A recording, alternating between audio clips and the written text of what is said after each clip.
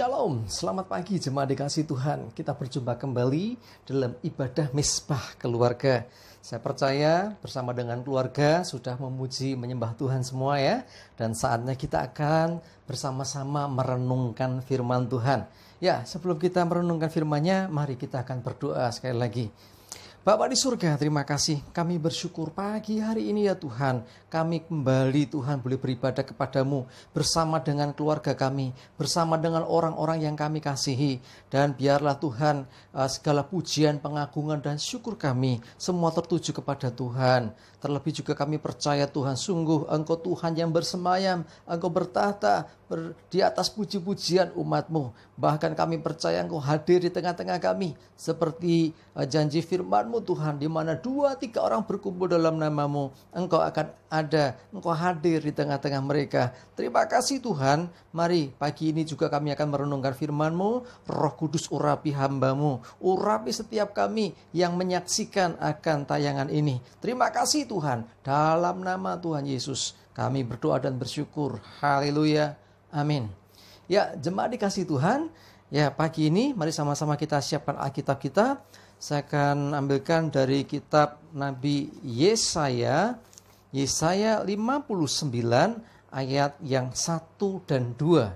Ya, saya akan bacakan Yesaya 59 ayat 1 dan 2. Demikian firman Tuhan, sesungguhnya tangan Tuhan tidak kurang panjang untuk menyelamatkan, dan pendengarannya tidak kurang tajam untuk mendengar. Tetapi yang merupakan pemisah antara kamu dan Allahmu ialah segala kejahatanmu, dan yang membuat dia menyembunyikan diri terhadap kamu sehingga ia tidak mendengar ialah segala dosamu. Jemaat dikasih Tuhan, ayat firman Tuhan menegaskan bahwa sesungguhnya bagi Tuhan tidak ada perkara yang sukar, termasuk untuk menyelamatkan kita dari segala mara bahaya, menyelamatkan kita dari segala celaka. Kalau hari ini menyelamatkan kita dari virus corona. Ya, jadi artinya sesungguhnya Tuhan sungguh berkuasa untuk semua itu. Tetapi yang jadi masalah adalah seringkali ada kejahatan kita, ada dosa kita, itu yang menjadi penghalang. Karena itu mari kita merendahkan diri di hadapan Tuhan. Kita harus mengakui setiap dosa pelanggaran kita. Kita minta ampun kepada Tuhan supaya diampuni, supaya kita ditahirkan, disucikan dari dosa dan pelanggaran kita. Dan pada akhirnya kita diselamatkan oleh Tuhan. Sebab tangan Tuhan tidak kurang panjang untuk menyelamatkan. Artinya tangan Tuhan lebih dari cukup untuk menyelamatkan. Terlalu mudah bagi Tuhan untuk menyelamatkan. Dan pendengaran Tuhan tidak kurang panjang untuk mendengar. Artinya setiap doa kita, setiap seruan kita, setiap permohonan kita yang kita naikkan kepada Tuhan, sesungguhnya Tuhan dengar. Ya, sesungguhnya Tuhan itu menangkap, mengerti bahkan sebelum kita mengucapkan doa. Tetapi dikatakan firman Tuhan yang menjadi pemisah itu adalah segala kejahatan kita, dosa kita. Karena itu saya tegaskan, Tuhan benci dosa. Karena dosa membuat orang jauh dari Tuhan. Dosa memisahkan manusia dari Tuhan. Ya, tetapi kabar baiknya adalah bahwa Tuhan mengasihi orang berdosa. Ya, beda ya. Tuhan benci dosa, tapi Tuhan mengasihi orang berdosa. Ya, jadi kita orang-orang yang berdosa ini dikasih Tuhan untuk diselamatkan, untuk kita disucikan dari dosa, sehingga kita bisa bersekutu, kita bisa bersama-sama dengan Tuhan. Nah, karena itu dosa harus dihapuskan terlebih dahulu. Yang jadi masalah sekarang ternyata proses penghapusan dosa itu tidaklah mudah. Manusia tidak bisa menyucikan diri dari dosanya sendiri. Dia butuh Tuhan yang menyucikan dosanya, yang mengampuni dosanya. Karena itu Tuhan punya inisiatif. Dengan cara apa? Dengan cara dia datang ke dunia menyelamatkan umat manusia. Sehingga dengan darahnya yang kudus orang diselamatkan. Amin. Ya, jadi mari kita sadari dosa, kejahatan kita itu menjadi penghalang kita dengan Tuhan. Kalau kita bertobat sungguh-sungguh, kalau Tuhan sudah mengampuni kita, ya maka sesungguhnya keselamatan dan pertolongan Tuhan itu pasti ada dan nyata dalam hidup kita.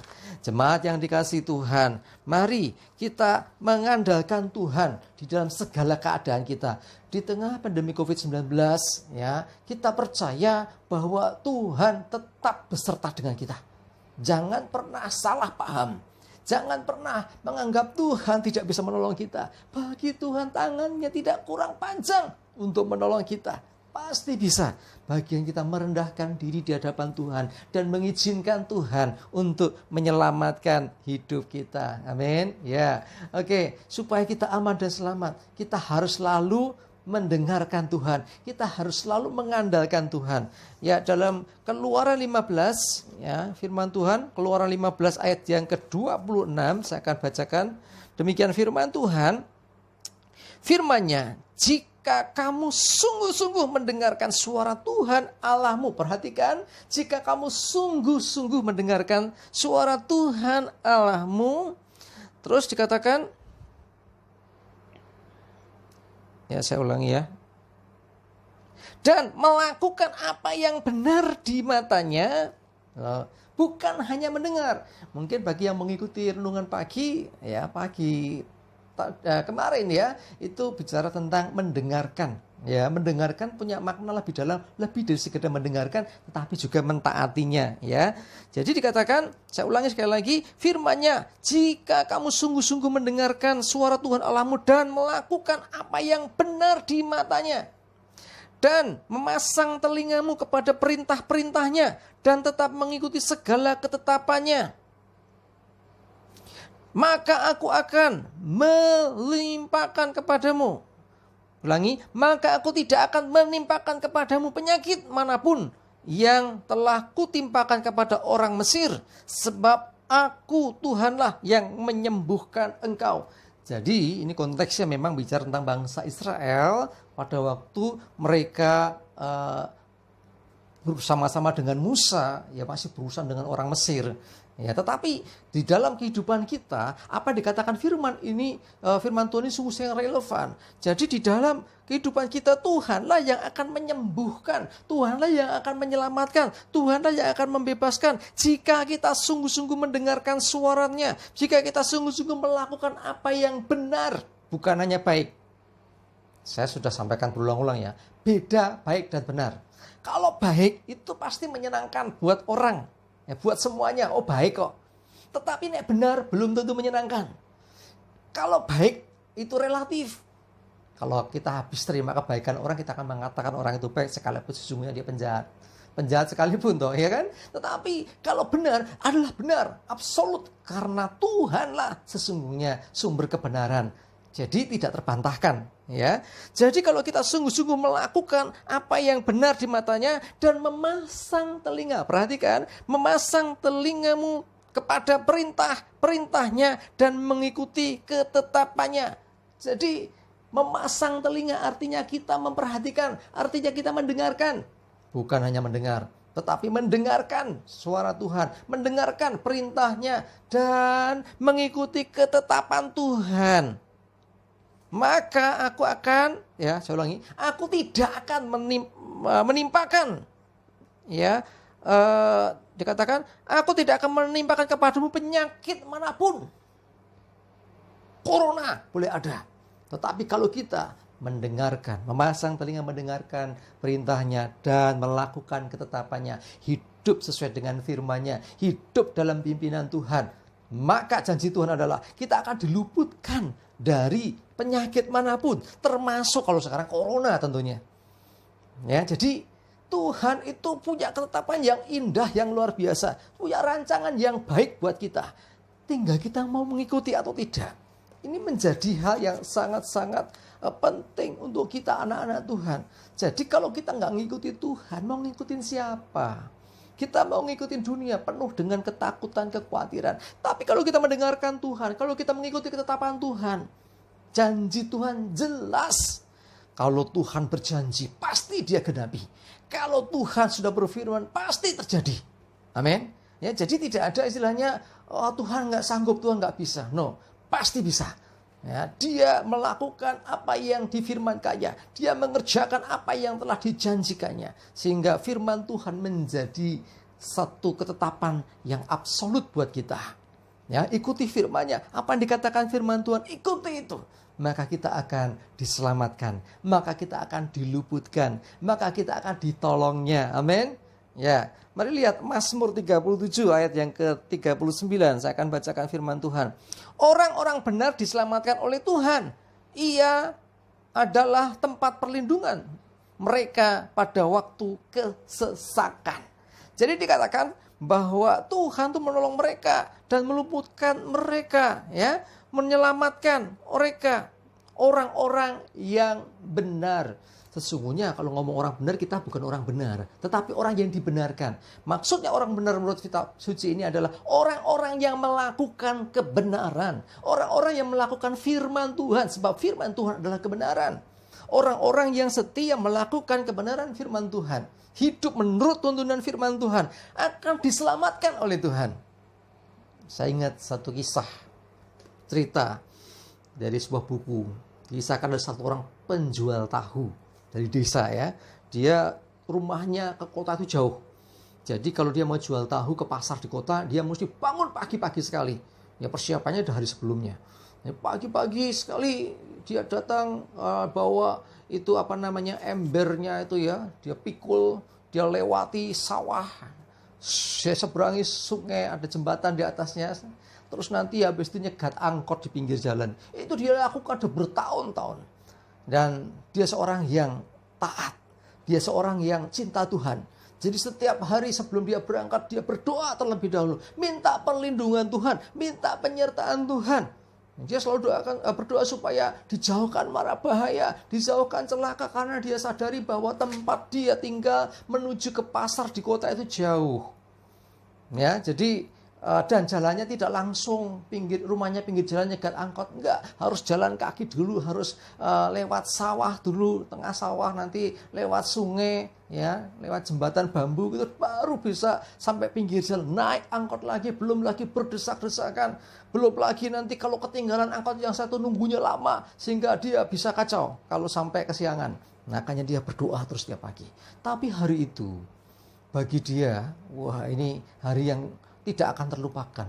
Dia pagi-pagi berdoa, Tuhan, aku mau berjualan, buat daganganku habis tak bersisa, dan sertai aku, selamatkan aku dari mara bahaya. Ya, dia berdoa, lalu dia berangkat, saudara, pagi-pagi. Wah, dia lihat jam, waduh, tadi agak kesiangan dikit, agak buru-buru. Lalu dia pikul itu tahunya, dia keluar rumah, dia masuk ke pesawahan lewat pematang sawah, terus kemudian sampai di jembatan bambu. Ya, jembatan bambu itu ya sungai kecil sebetulnya, tapi kalau harus ke seberang harus lewat jembatan itu.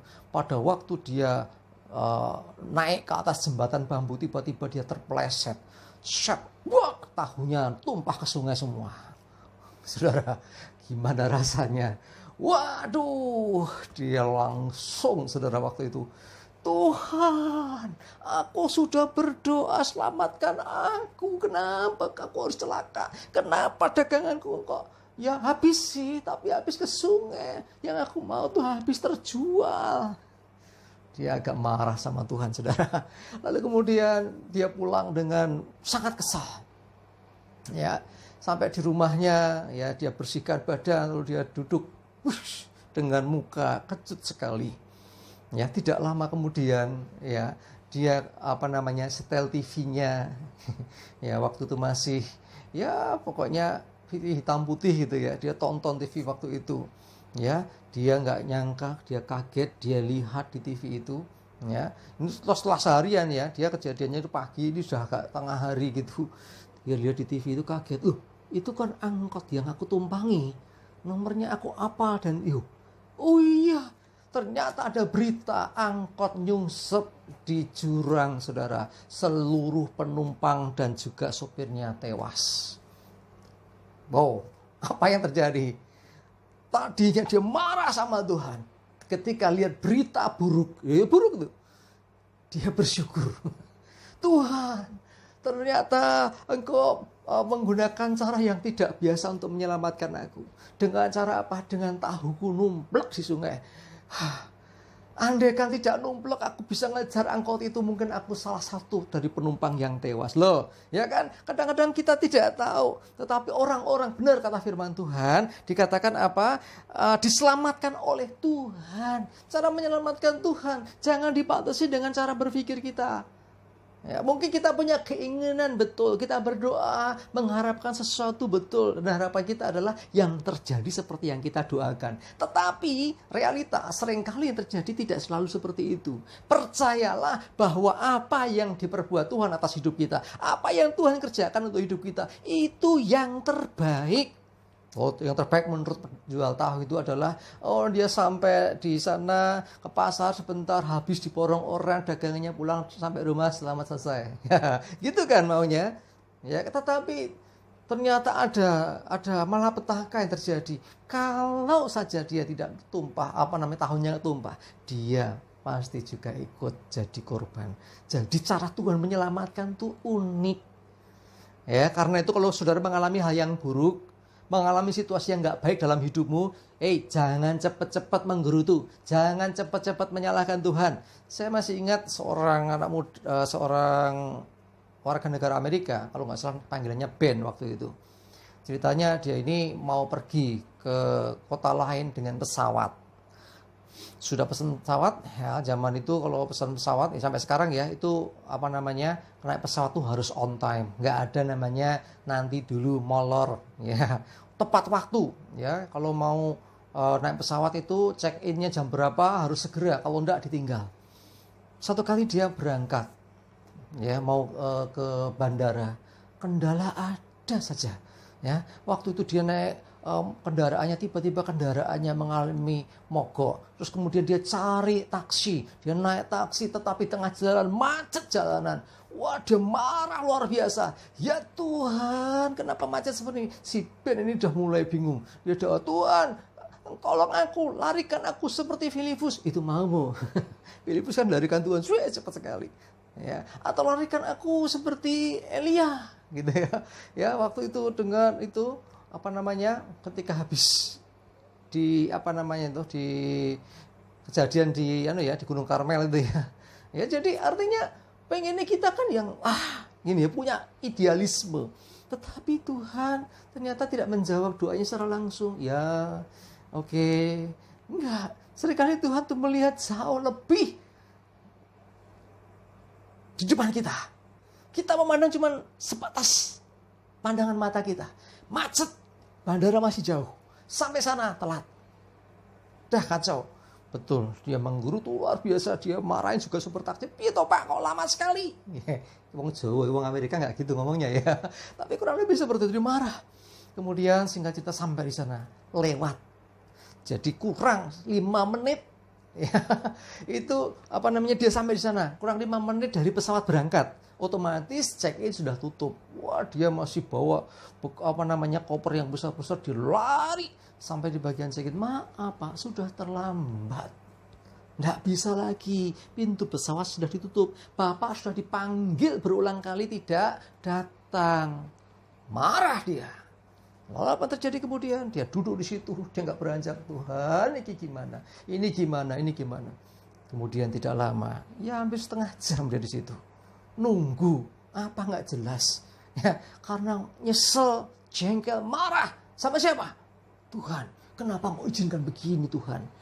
Aduh, tiba-tiba di layar kaca di bandara itu diberitakan pesawat yang harusnya dia tumpangi lost contact.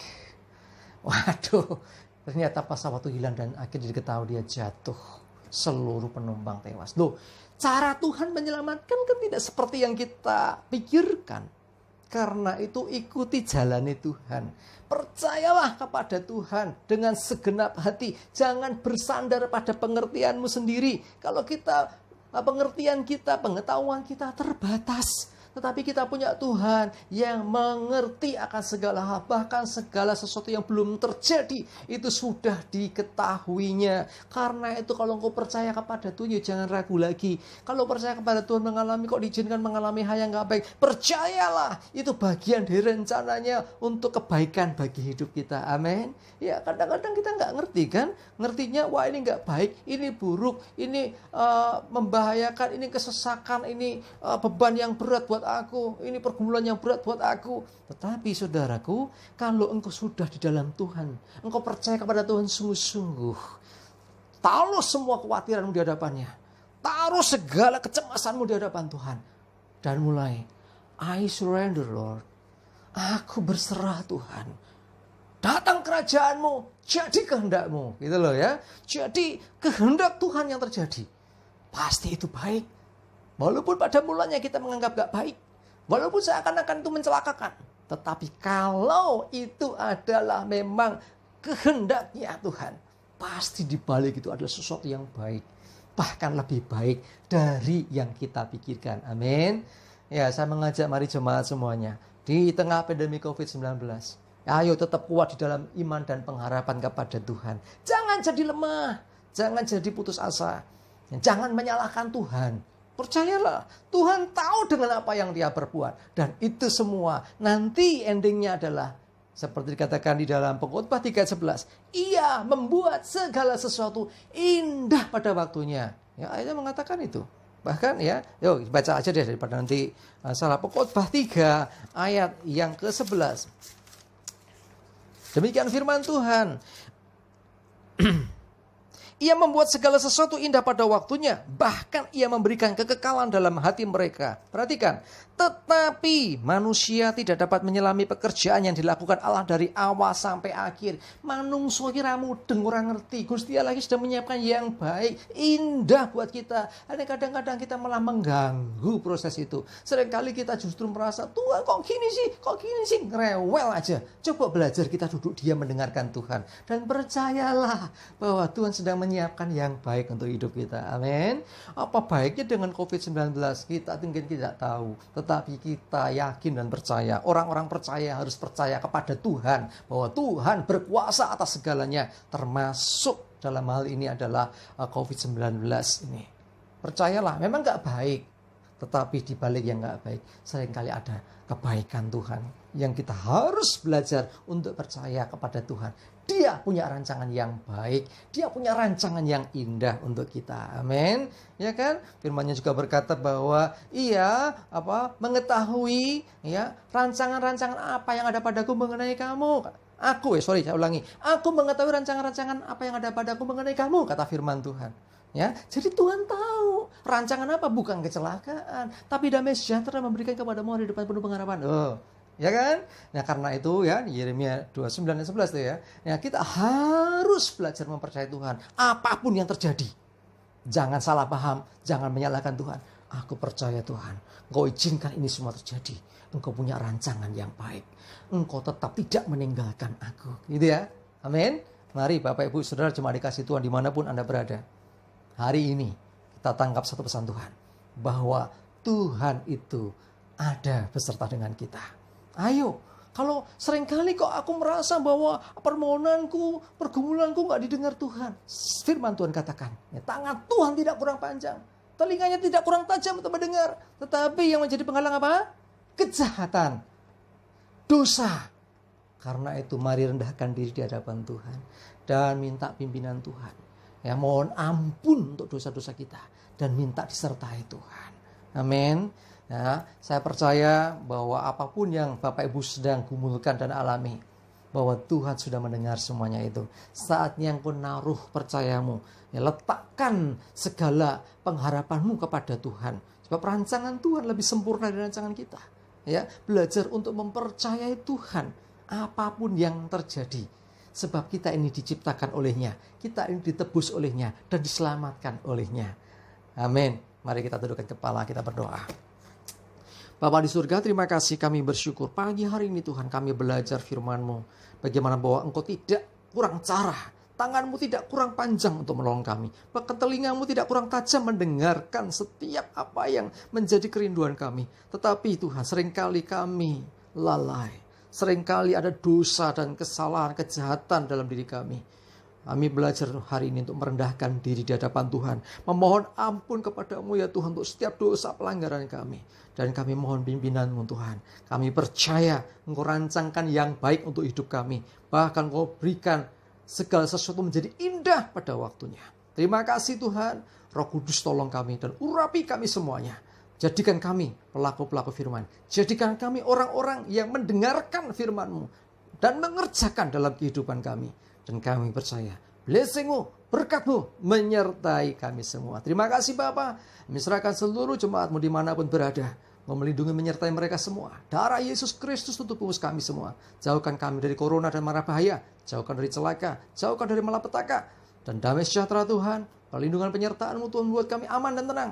Bahkan hidup kami diberkati Tuhan. Ada kemenangan, keberhasilan, terobosan boleh terjadi atas hidup kami. Terima kasih Tuhan. Kami bersyukur. Kami serahkan seluruh hidup kami dalam pimpinan dan penyertaan-Mu. Dan biarlah kami belajar terus dari waktu ke waktu. Untuk lebih lagi mendengarkan Engkau dan mengikuti Engkau. Terima kasih Bapa. Dalam nama Tuhan Yesus kami berdoa dan bersyukur. Amin. Mari jemaat dikasih Tuhan. Kita sama-sama datang kepada Tuhan. Membawa diri kita. Menyerahkan diri kita dalam pimpinannya. Kita percaya bahwa Tuhan tidak meninggalkan kita. Di tengah pandemi ini Tuhan tidak meninggalkan kita. Percayalah engkau disertai Tuhan. Percayalah engkau ditolong Tuhan. Percayalah engkau diselamatkan Tuhan. Amin. Maju terus dalam iman dan pengharapan. Dan tetap semangat. Tuhan Yesus memberkati kita semua.